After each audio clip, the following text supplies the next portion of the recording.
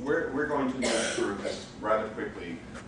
We want to report out on the current status and the goals for each of the 3 task forces that met yesterday and will continue today. So we have a sense of what we're doing, and one of the points that Glenn keeps stressing is we really want deliverable outcomes after today. And having all these wonderful organizations here is important, and we'll facilitate that. We just heard from the editors, so as we heard from them, we have plenty of opportunities to publish, as one example. So, Eliza, you're going to report on which? Tom and I are And John. Yeah, and John, we're all co-reporting because we're still working.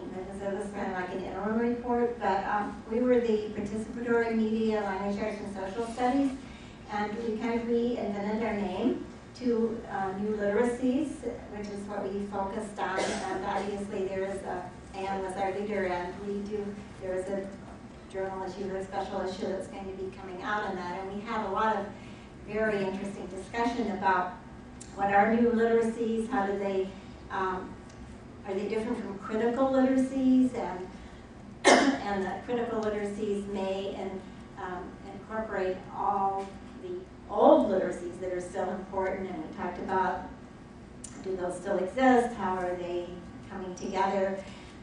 We focused quite a bit on ideas that would help teachers, either pre-service or existing teachers, and students to become comfortable with and productive with these new literacies. And one thing that happened was that Anne asked us to email Jesse Murphy, who was providing technical support, an idea on how this might happen. And then later, I think maybe Tom and John are going to tell you more about that. We did focus on digital video, which was what one of our new literacy that was our focus was. Some of the things that were interesting, or to me, the things that were interesting, and we do have that documented. I'm sure we can make it available if people want it, that have some of the ideas, but there was a very strong sense of what we heard from the first speaker this morning, teaming, that we, Sarah Cager said, teacher education needs to prepare teachers to co-construct literacy practices alongside students with authentic and relevant context. There were several suggestions that said, call upon the students to be part of the team, to be mentors, to call upon their already existing knowledge and work with teachers on the literacies. And because I'm representing the library world, the school library, school media specialist world, I talked a little bit about how media specialists can be a very strong member of these teams in schools, and that media specialists are told this more in their education than teachers are. So it's something that teachers and media specialists need to learn together. So I'll let my friends. So speaking of collaborating and co-creating, among other things, we just ended up writing down a lot of the resources that we were referencing in the conversation, and Bernard Robin was kind enough to push that into a web page, and I think it's going to end up, Glenn, on that NTLS wiki, Google wiki that you set up, although I had trouble editing it. But I remember, anyway, discussing this 2 years ago, saying that we needed some way to just sort of quickly pass around amongst each other this sort of stuff, so it looks like that's happening. And then finally, we discussed, as Liza mentioned, the draft chapters of the digital video book, especially the language arts and social studies chapters. You want to talk about that? No, not at all. Read all about it. But we, do hope to be doing sessions at NEC to further discuss those. Have John report out on the science and math task force. Okay, when we were going through the notes that we took, and we realized, a lot of the things that we were talking about weren't just applied for science and math. It's kind of applied across the board when you really take a look at our discussions. So I'd like to just highlight some of those discussions that we had under recommendations. Now we focused on the recommendations. Now how to get people to do these things, talking about strategies, that's a little bit different story, and that's something we're going to have to tackle today. So under recommendations, we feel that the participatory media sites will be established, and we were thinking especially for mathematics and science, but I think it needs to be established for everyone.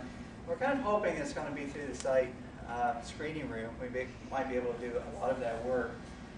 We would like the schools to be able to open their portals to these participatory media sites. I think that's a problem that we have in schools right now, that they can't access a lot of the things that the other students are putting up on the web. And so if we have something that's specifically, not that's put on YouTube or something else that the schools seem to be blocking, but maybe from our professional organization we can have that portal working and advertise it so the schools know that they can go to that site. Students will post everyday examples of their interests that are related to mathematics and science. We're really concerned about applications, making sure that students know why they're learning the kind of things they're learning in school. And also teachers will become co-learners with their students in the exploration of ideas, the creation of materials, and posting of participatory media.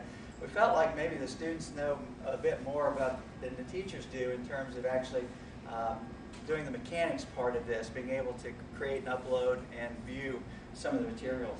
The second section deals with in-service and pre-service teachers.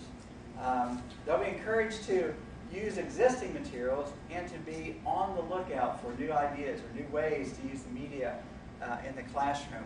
We had quite a discussion that people just need to be on the, as they go through their everyday experiences, we need to say, oh yeah, I can do that. If I took that and kind of tweaked it a little bit, I could use that in my science classroom, or I could use that in my mathematics classroom. The teacher should have a heart of discipline at the tip of the tongue to make adjustments to the lessons on the fly. So it'd be great if teachers could have this resource that's right there on their computer, and so when a question comes up, well, what if you do such and such? Well, let's check out, I know this example, so we pull that up from some of the participatory media that's out there. We should begin with examples, simple ideas for co-learning and exploratory participatory media so that they begin with a successful experience. Sometimes we try to bite off more than we can really chew. And so you can start off with some fairly simple ideas and expand on those ideas. The teachers are encouraged to continually adjust the methods of teaching that include new media to provide a freshness to their teaching. We're kind of concerned about, as you teach the same course over and over again, we tend to lose that freshness and excitement when we discover new methods of teaching.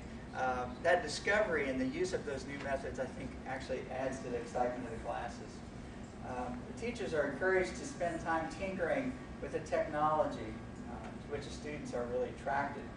And teachers are encouraged to develop ideas and materials in school-based design-centered teacher teams. So it'd be great if we could have teams of teachers working at a particular school that got together and, from time to time and actually started producing, creating ideas and producing some of these materials. And then lastly, we thought that the STEM educators should really study and measure the participatory nature of the classroom, and with and without the technology and media. We're wondering how involved are the students really in the classroom situation? Are they actually participating in doing mathematics and doing science? And also, the STEM educators should conduct long-term longitudinal studies to study the changes in student interest and learning content. And so, we're also encouraging that. So that's kind of the synopsis of our minutes that we took. And like I said before, I think it's across disciplines. It's not necessarily just a science and math thing. It's a school thing. It's a student thing.